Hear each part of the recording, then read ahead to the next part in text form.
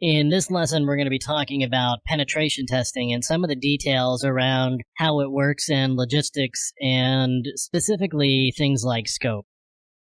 So what is penetration testing?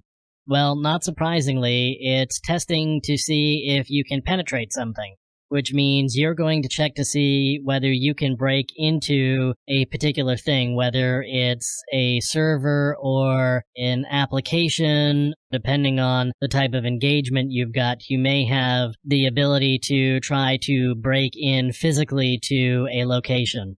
But primarily, what you're going to be doing with penetration testing is you're going to be trying to break into systems and networks and applications. That's kind of what it's all about.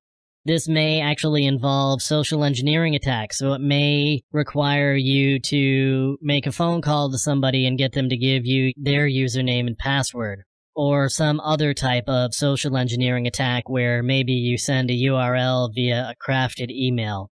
Sometimes it's just strictly a technical approach where you're running scans and you're running Metasploit and you're gaining access that way, or maybe some other type of technical application sort of connection.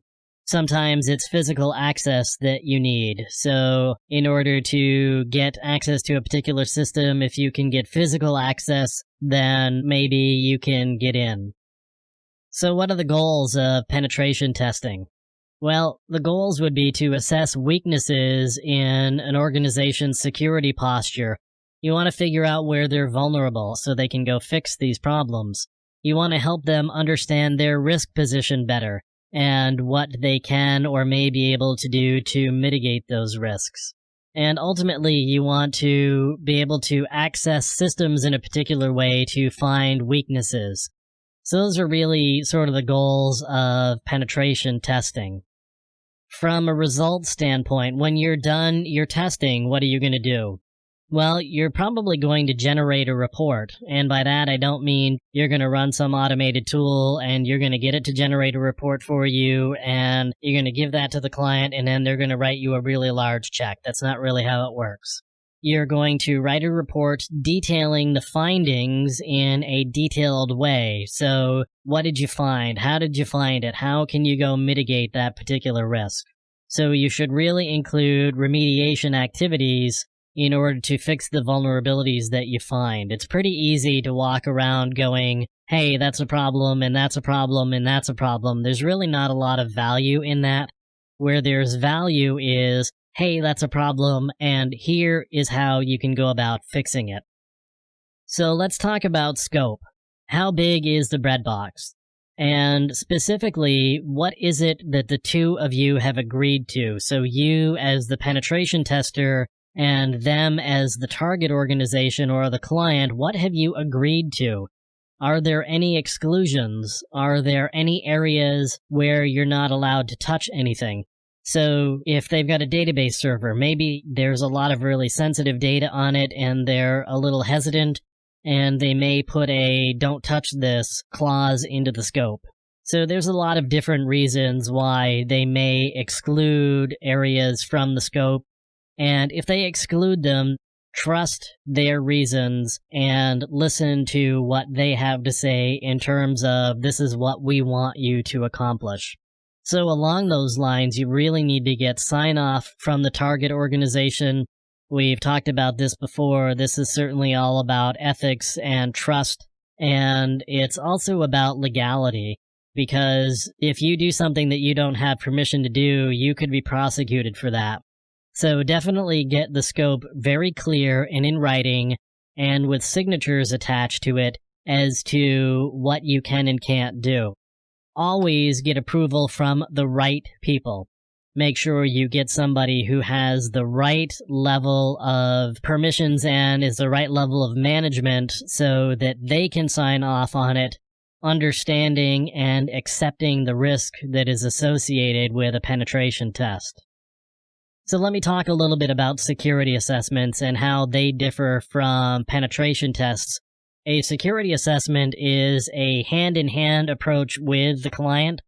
So you would walk in doing a collaborative thing where you're a trusted partner and ally with them, and your goal isn't to penetrate them and point out all of the things that are really bad, but it's to get a full assessment of the risk that the organization is exposed to. You would probably provide more detail about fixes than maybe you would in a penetration test. What we're going to do is we're going to walk in and make sure that the policies and procedures they have in place are really what they need for the organization and the risk appetite that they've got. And we're going to make sure that the policies and procedures have controls that can tell us whether they are being actually adhered to or not. So the procedures and policies are being followed. A security assessment is probably a little bit more comprehensive than a penetration test. You would look at more factors to assess the security posture of the organization and their overall risk, and you would tailor the output based on their risk appetite and what they're most interested in. And that's not to say that I'm going to tell them what they want to hear, but if there's something that they know and I know that they're just not going to do, I'm not going to make a big deal out of it because they're already aware of it, and I'll make note of it in the report just for completeness sake, but I'm not going to go into a lot of detail. So it's really kind of a hand-in-hand collaborative approach where, again, we're not just saying what they want us to say, we're providing some real security and risk guidance toward their activities. The other thing about a penetration test is it may provide an unrealistic view. So you've got a week, let's say, to do this penetration test against your target. Now you're going to have to go in, you're going to have to get set up, and you're also going to have to start doing a bunch of scans and make sure that you're gathering information and screenshots and data for your reports. You're going to have to do all sorts of activities. Also, during the course of that week, you're going to be engaged in probably beginning to write your report and getting a sense of what it's going to say and what's going to be in it. If you don't actually get any major penetration during the course of that week, the organization may feel like they are quote-unquote secure. That's one of the reasons why penetration testing, while really sexy and showy, is nice and all, but if an organization walks out of it believing that in a week you didn't manage to, get the keys to the kingdom, then they must be secure. That's a really misguided view. Because a dedicated, skilled, and motivated attacker isn't going to just take that week or some portion of that week.